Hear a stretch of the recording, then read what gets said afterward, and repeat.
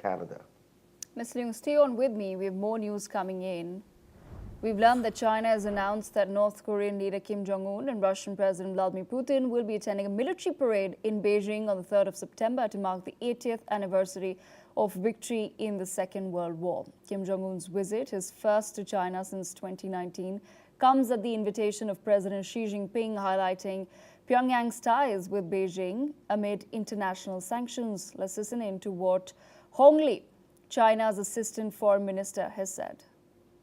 同朝鲜方面继续在加强交流合作、推进社会主义建设这条道路上携手前行，在促进地区和平稳定、维护国际公平正义的事业中密切协作，续写中朝传统友好的新篇。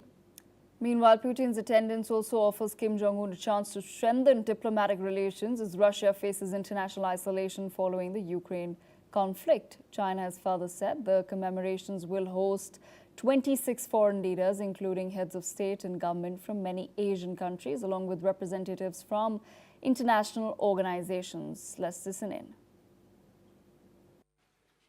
柬埔寨国王西哈莫尼。 越南国家主席梁强、老挝人民革命党中央委员会总书记、国家主席通伦、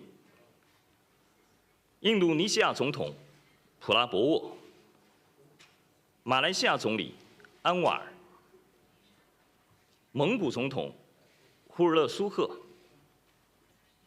巴基斯坦总理夏巴兹。中国力量的增长。 将为维护世界和平提供更多的正能量。无论发展到什么程度，中国永远不称霸、不扩张、不搞军备竞赛，坚定做这个世界的和平力量、稳定力量。 Well, there you've heard it, Mr. Andrew K.P. Leung back with me on the broadcast. Mr. Leung, I want to understand from your perspective, it's not just Kim Jong-un and Vladimir Putin who will be there.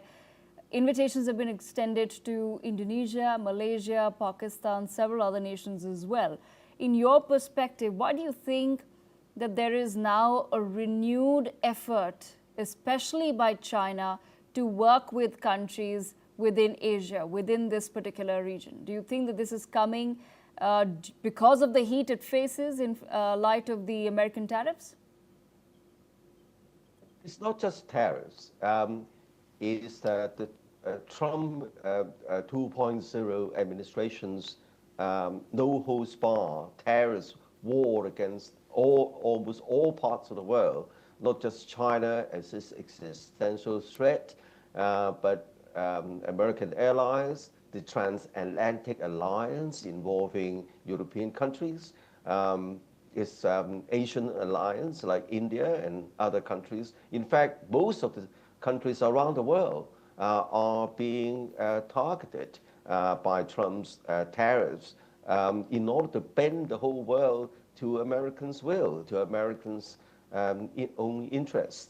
And this harks back to what happened during the Second World War, where the Axis powers use hard power again to bend the world to serve their own interests and cause resulting a huge devastation around the group. So this celebration of the 80th anniversary of the victory in the Second World War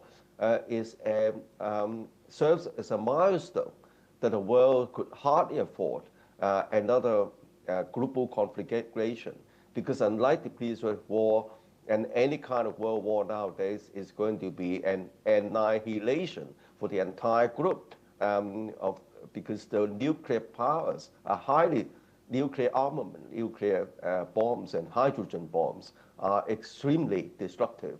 And so the stockpile of the major powers in Russia and the United States would be able to destroy the world many times over.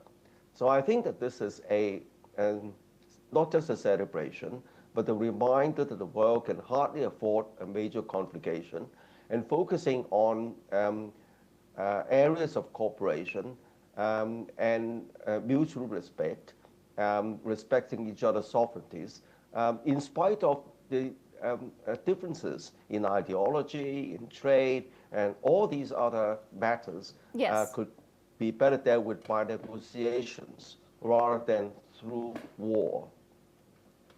Absolutely. Mr. Jong, thank you so much for joining us on the broadcast with that perspective.